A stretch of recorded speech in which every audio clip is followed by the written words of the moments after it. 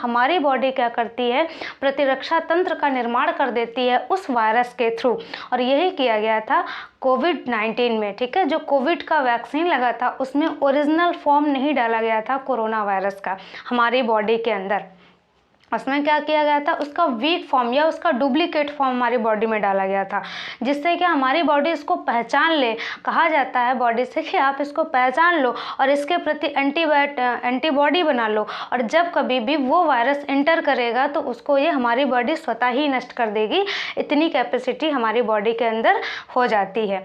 तो ये चीज़ आपको समझ में आई किस प्रकार वैक्सीन में क्या प्रोसेस होता है या वैक्सीनेशन प्रोसेस क्या है। ठीक है, तो वैक्सीनेशन प्रोसेस जनरली है क्या, तो इसमें वीक जो वायरस है उसकी पहचान कराई जाती है हमारी बॉडी के अंदर डाल के उसको। ठीक है, किसके थ्रू, वैक्सीनेशन के थ्रू। तो ये चीज़ समझ में आई। यहाँ पे मैंने नोट पॉइंट लिखा है चेचक के टीके, ये सारी चीज़ें याद रखना। यहाँ पे देखा जाए तो सारी की सारी इंपॉर्टेंट है। ये भी क्वेश्चन पूछा गया है ना, ये भी क्वेश्चन पूछा गया। फर्स्ट एंटीबायोटिक पूछा गया है, यहाँ से भी क्वेश्चन पूछे गए हैं कि कहाँ कहाँ यूज़ होता है, इसलिए सारी चीज़ें मैं यहाँ पे लिखी हूँ। नोट की बात करें जब मैंने यहाँ पे क्या लिखा है कि जो चेचक का टीका है उसकी खोज किसने किया था, तो एडवर्ड जेनर ने किया था। कब किया था, 1798 में, 1798 में एडवर्ड जेनर ने चेचक की टीके की खोज करी थी।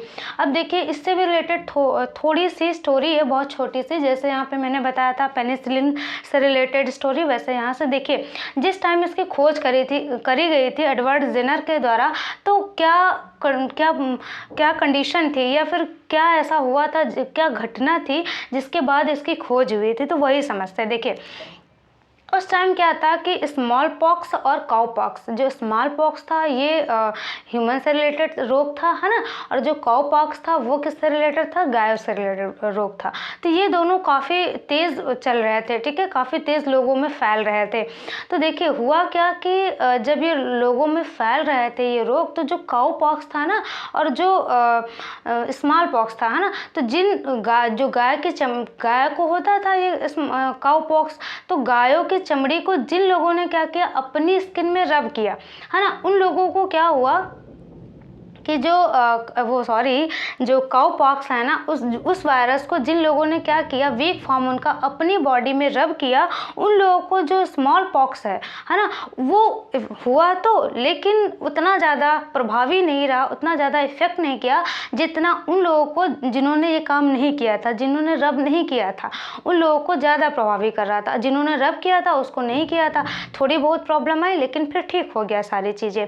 तो इसी से इनके दिमाग में आया, जो एडवर्ड जेनर थे इन्होंने सोचा कि ऐसा कोई प्रोसेस है जिसके थ्रू हम हमारी बॉडी, इसका मतलब इनको ये समझ में आया, इसका मतलब हमारी बॉडी क्या कर रही है, उसके प्रति एंटीबॉडी का फॉर्मेशन कर रही है।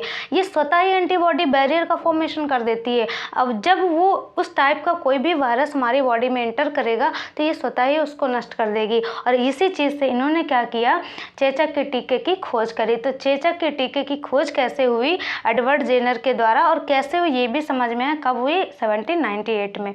उस टाइम क्या था, स्मॉल पॉक्स और काउ पॉक्स ये दोनों रोग काफ़ी फैल रहे थे। और इन्हीं देखा जाए तो ये भी एक्सीडेंटल है ना, अचानक इसकी खोज हुई थी, और इसकी देखे जाए तो ऐसे ही रोग चल रहा था जिसके थ्रू इसकी भी खोज हो गई। तो यहाँ पर जैसे पोलियो का टीका हो गया ना, टीका बोलो चाहे वैक्सीन, बात वही है।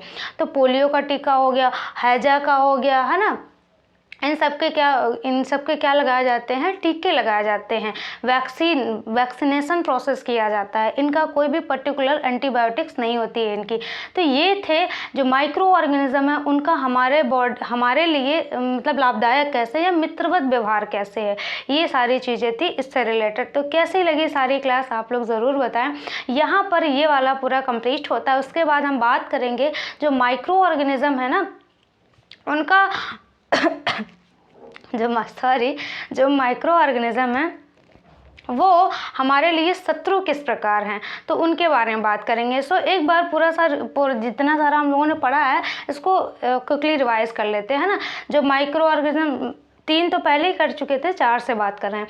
देखिए माइक्रो ऑर्गेनिज्म जो है उनका औषधि प्रयोग की अगर बात करी जानी एंटीबायोटिक के प्रोडक्शन में, तो फर्स्ट एंटीबायोटिक का नाम याद रखना है जिसका नाम क्या है, पेनिसिलिन नाम है। किस फंजाई के द्वारा या किस फफूंद के द्वारा इसकी खोज करी गई, तो वो फफूंद है पेनिसिलियम। और कौन से वैज्ञानिक थे, वो है अलेक्जेंडर फ्लेमिंग। अलेक्जेंडर फ्लेमिंग ने पेनिसिलिन की खोज करी थी, पेनिसिलिन, और एडवर्ड जेनर ने चेचक के टीके की खोज करी थी, और ये दोनों पूछे गए हैं।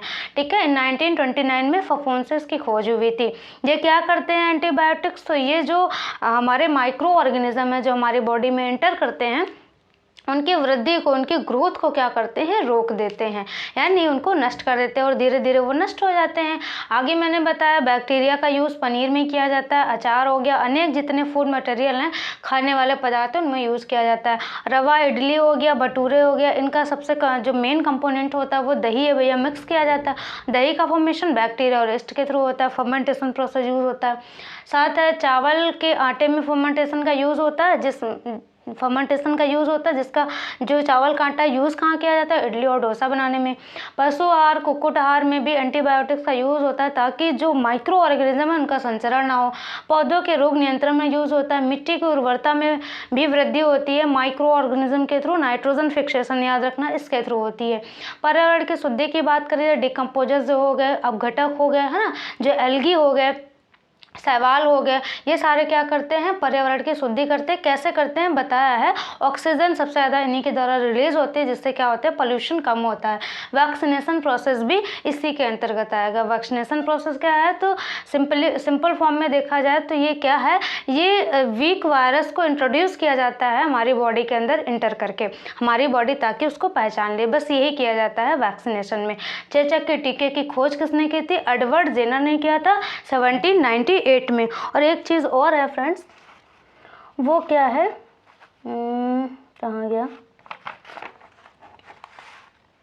कहाँ चला गया, हाँ, जो फर्मेंटेशन है ना 1857 में, 1857 में जो फर्मेंटेशन था, किण्वन था, उसकी खोज किया था लुईस पास्चर ने। तो जो मैंने पहले बताया था उसमें कि जो फर्मेंटेशन है लुईस पास्चर ने किया, लेकिन सन नहीं बताया था, तो वो है 1857। आप उसको कहीं पर नोट कर लीजिए, 1857 में लुईस पास्चर ने क्या किया था,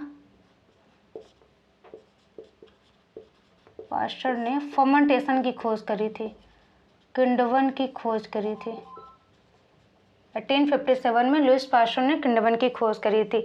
तो ये हुआ फ्रेंडली व्यवहार माइक्रो ऑर्गेनिज्म का, यानी कि हमारे लिए किस प्रकार लाभदायक है। अब हम बात करेंगे किस प्रकार हानिकारक है उनके बारे में।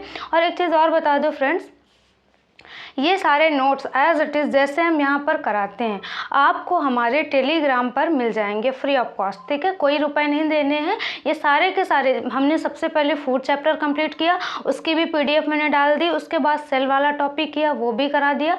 और यहाँ बात करें माइक्रो ऑर्गेनिज्म, जैसे चैप्टर कंप्लीट होता है या टॉपिक कंप्लीट होता है उसके बाद इसकी पीडीएफ बनाएंगे और टेलीग्राम चैनल पर डाल देंगे। तो यदि आपको हमारे टेलीग्राम मतलब ये सारे पीडीएफ चाहिए तो टेलीग्राम से आप जुड़ सकते हैं। हम टेलीग्राम की लिंक डिस्क्रिप्शन में दे देंगे। सो कैसी लगी क्लास ज़रूर बताएं। Thank you for watching my video friends.